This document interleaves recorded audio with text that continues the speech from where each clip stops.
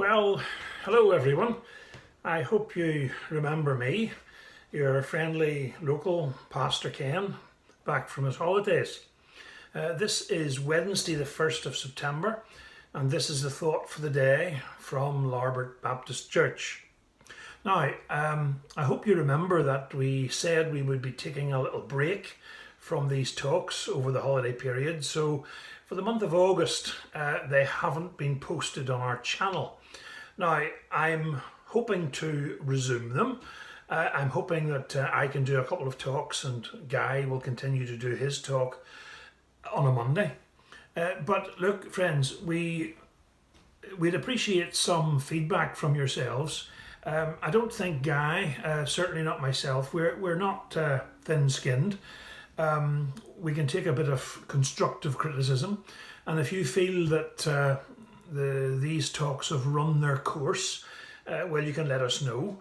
And likewise, if you'd like them to continue, if you appreciate these little chats because we're not quite back to normal yet, well then again, please get in touch with us and let us know. We'd like some feedback, and again, it doesn't matter whether it's positive or negative, as long as it's constructive, it will be welcomed and appreciated.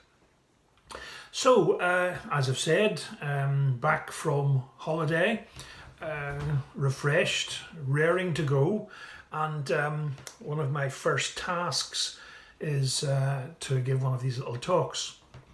Now, I just want to give you a little story about what happened when Patricia and I were away. Being a good Christian couple, we thought we'd go to church on our holidays. Always a good thing to do. And again, for those of you who attend your own local church week in and week out, that's wonderful, appreciate that.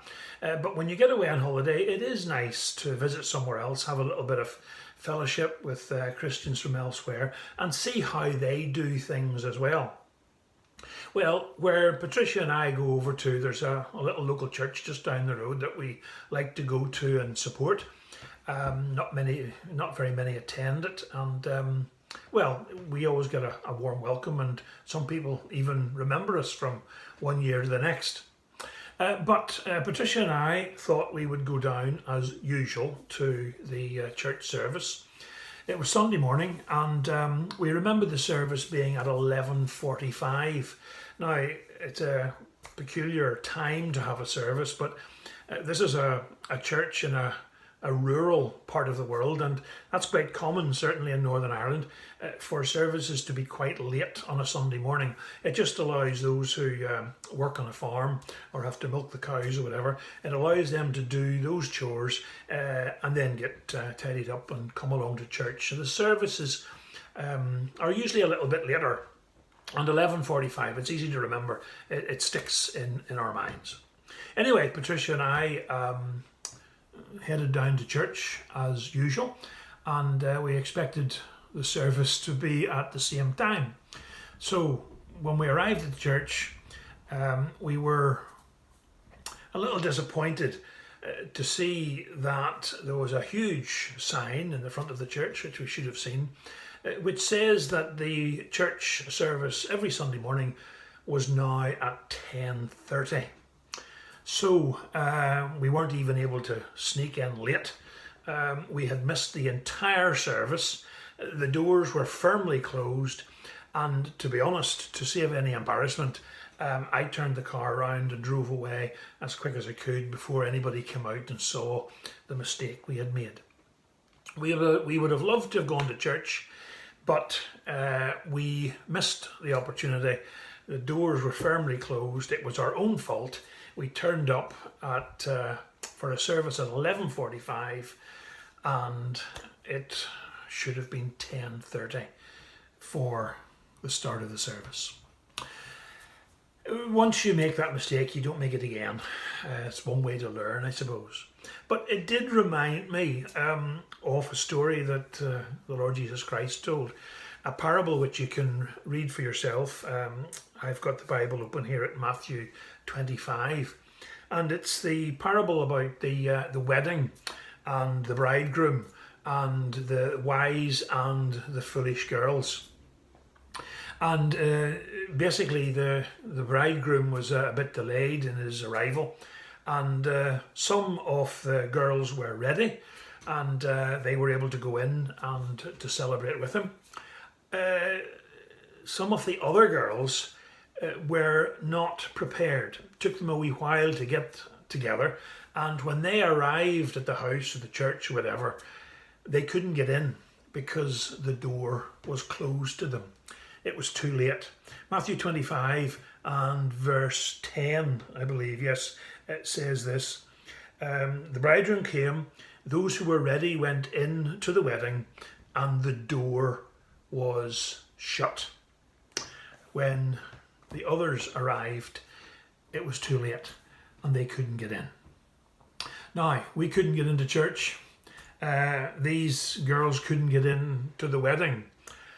Now, that's disappointing enough.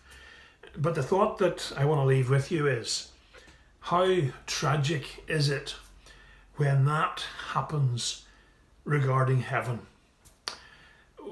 I know it doesn't quite work this way, but can you imagine arriving at the gates of heaven and finding them closed with no possibility ever to get in?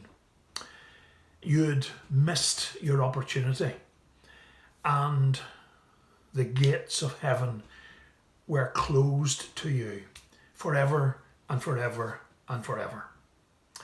You know, these girls in the parable could have turned around and gone to a different wedding.